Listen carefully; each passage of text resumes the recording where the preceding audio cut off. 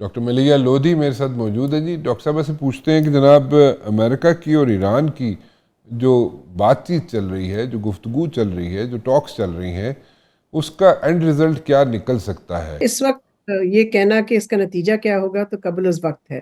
ٹھیک ٹھیک. یہ ضرور ہے کہ دونوں سائڈ سیریس ہیں, اچھا انٹرسٹڈ ہیں. اچھا. ایک دور ان کا ایک راؤنڈ ہو چکا ہے ٹاکس کا ہوں. عمان میں, جی. اور نیکسٹ راؤنڈ سیٹرڈے کو ہے ہوں. روم میں. جی. سو دونوں سائڈز نے پہلے راؤنڈ کے بعد ایک طرح سے آپ کہہ سکتے ہیں کہ انہوں نے مطمئن ہونے کا اظہار کیا. ہوں. بلکہ ایران کے وزیر خارجہ نے تو ٹویٹر پہ بھی یہ کہا کہ ٹاکس ہیو پروسیڈڈ فائن, ہوں. اور لگتا یہی ہے کہ پیش رفت ہوئی ہے پہلے راؤنڈ میں. اگر نہ ہوتی تو دوسرا راؤنڈ کبھی بھی نہ پلان ہوتا. اب دیکھنا یہ کہ نیکسٹ راؤنڈ میں کیا ہوتا ہے. اب تک جو چیز سامنے آئی ہے وہ یہ ہے کہ دونوں ملکوں میں سے کوئی ملک نہیں چاہتا کہ کسی قسم کی فوجی کارروائی ہو یا اس علاقے میں, اس خطے میں ایک اور جنگ ہو. نارملی یہ کہا یہ جاتا ہے, لوگ کہتے ہی ہیں کہ ٹرمپ جو ہے وہ دکھاتے موت ہیں لیکن بخار پہ سیٹلمنٹ ہو جاتی ہے.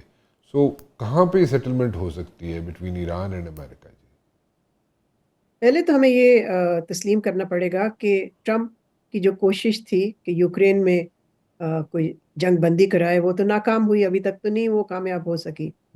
پھر یہ کہ ٹیرفس پہ بھی اس کو ریورسل کرنا پڑا, یو ٹرن لینا پڑا.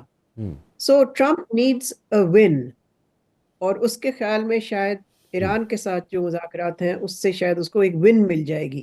ایرانینز کو بھی پتا ہے, ان کی بھی کیلکولیشن یہی ہے کہ ایک کوئک ڈیل اگر ہو جائے تو وہ ان کے مفاد میں ہوگی. اب اس ڈیل کے کیا کانٹورز ہوتے ہیں وہ بڑا مشکل ہے کہنا پہلے سے, لیکن ڈیمانڈ جو امریکہ کی طرف سے وہ تو یہی ہے کہ ایران کے پاس جوہری ہتھیار نہیں ہونا چاہیے. انرچمنٹ پہ اس وقت کافی آپ کہہ سکتے ہیں ویگ ہے سچویشن, بیکاز ایران نے تو کہا ہے کہ ہم انرچمنٹ بند کرنے کو تیار نہیں ہیں, ہم صرف ون پوائنٹ ایجنڈا پہ بات چیت کریں گے اور وہ نیوکلیر ویپن کی بات ہے. تو اگر تو یہ مذاکرات محدود رہتے ہیں آن جسٹ کہ ایران کو نیوکلیر ویپن نہیں ڈیولپ کرنا, تو پھر یہ ایک آپ کہہ سکتے ہیں ٹرمپ کے لیے ون ہوگا اور ایران کے لیے بھی ون ہوگا, اس لیے کہ ایران نے پھر یہ ایران ثابت کر دے گا کہ ہم نہ صرف اس کو اپنی نیوکلیر کیپیبلٹی کو کسی طرح سے ڈی موبلائز نہیں کرنے کو تیار, اور نہ ہی ان ٹاکس میں یہ ڈیمانڈ ہوگی کہ اٹ شوڈ بی ڈسمینٹلڈ. تو اگر ڈسمینٹلمنٹ کی کوئی بات نہیں ہوتی اور انریچمنٹ پہ بھی اس طرح کی پابندی نہیں لگتی, تو پھر میں سمجھتی ہوں کہ دونوں سائڈز شاید کسی ایگریمنٹ پہ آ جائیں. آپ کو یاد ہوگا کہ یہ صدر ٹرمپ ہی نے اس ایگریمنٹ کو ریووک کیا تھا 2018 میں. ایگریمنٹ جو تھی وہ صدر اوباما اور ایرانین اتھارٹیز کے درمیان ہوئی تھی, جو کہ ٹرمپ نے پھر اس کو کینسل کر دیا تھا 2018 میں. اب جو ٹرمپ واپس آیا ہے اس پہ, تو ایرانینز کی تو یہی تھنکنگ ہے کہ اگر ٹرمپ کے ساتھ کوئی معاہدہ ہوتا ہے تو وہ زیادہ دیر پا ہوگا بنسبت وہ معاہدہ جو انہوں نے اوباما کے ساتھ کیا تھا. سو اگر ایران جو ہے ڈاکٹر صاحبہ وہ کہتا ہے کہ انریچمنٹ ہم جاری رکھیں گے اور نیوکلیر ویپنز ہم نہیں بنائیں گے, تو اس پہ کیا فرق کیا ہوا؟ اس میں کیا مطلب کہ وہ تو it can go either ways any time. یہ تو بڑا مشکل ہے کہنا کہ وچ وے اٹ گوز, لیکن مذاکرات میں تو یہی ایشوز ہیں, نیوکلیر ویپن نہ بنانا اور انریچمنٹ کا کتنا, یعنی کہ کیا ایگریمنٹ ہوتی ہے کہ کتنی انریچمنٹ کر سکتا ہے ایران.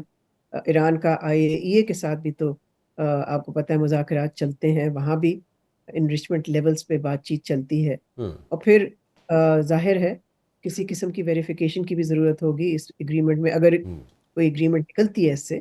چلیں میں تھوڑا سا ذرا ٹیرف پہ آؤں گا, اس پہ آپ کی انپٹ چاہوں گا. ابھی جو ٹیرف لگا ہے اس سے پاکستان کو کتنا سفر کرنا پڑے گا, کتنی ہیٹ فیس کرنی پڑے گی, اور کیا جب ہم جائیں گے اور جا کے بیٹھیں گے امریکن ایڈمنسٹریشن یا ٹرمپ ایڈمنسٹریشن کے سامنے, تو وہاں پہ ہم کچھ لے کے آئیں گے یا مزید کچھ دے کے آئیں گے, یا اسی طرح سیٹل ہو جائیں گی چیزیں؟ پہلے تو یہ کہ اس وقت کافی بے یقینی ہے اس فرنٹ پہ, اس لیے کہ جیسے آپ کو معلوم ہوگا صدر ٹرمپ نے پاز کیے ہیں جو ایڈیشنل ٹیرفس لگائے تھے مختلف ممالک پہ سوائے چائنا کے، اور اس میں جو پاکستان پہ بھی جو ٹیرف لگائے تھے وہ فی الحال پاز پہ ہیں، لیکن ایک فلیٹ 10% ایڈیشنل ٹیرف جو ہے وہ سب ممالک پہ لگا ہوا ہے، وہ آپریشنل ہے، وہ ایکسیکیوٹ ہو رہا ہے. تو پہلے تو ہمیں یہ مد نظر رکھنا چاہیے ہے کہ 90 ڈیز کے بعد ٹرمپ کی کیا پالیسی ہوگی. اگر تو وہی پالیسی ہوگی جس سے کہ اس نے شروع کیا تو پھر ظاہر ہے it will be a big setback for Pakistan export sector.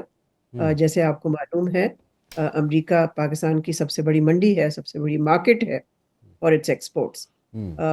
You بلکہ بھی بہت بڑی مارکیٹ ہے، بلکہ double the exports that Pakistan sends to the U S, it actually exports to the E you.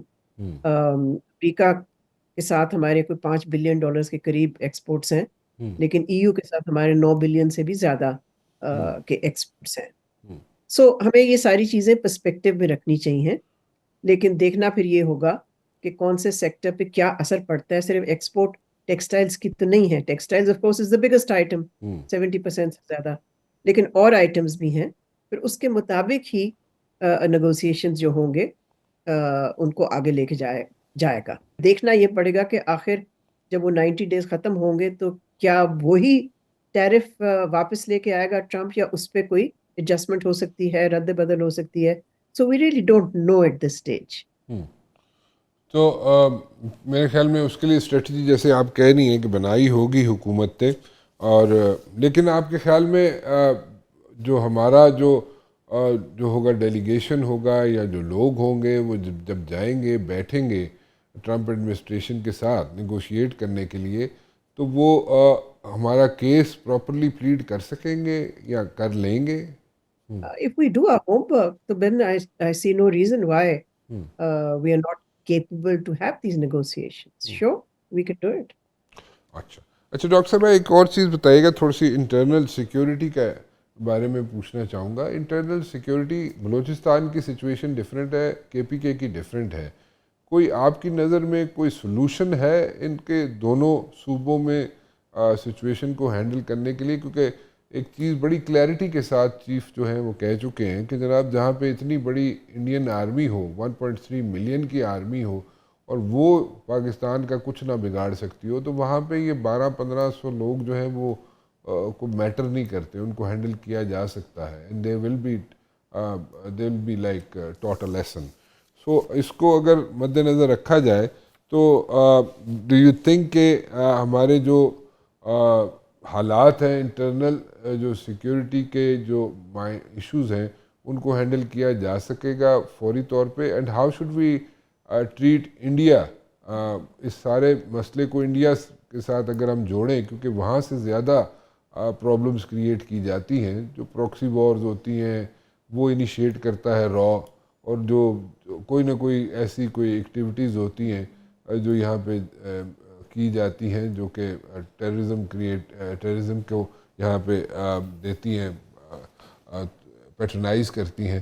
So directly اور انڈائریکٹلی وہ کرتے ہیں، فرام افغانستان کے تھرو بھی آ جاتے ہیں اور بھی بارڈرز کے تھرو وہ کوشش کرتے ہیں. سو ہم کیسے اس کو ہینڈل کریں ان the days to come? G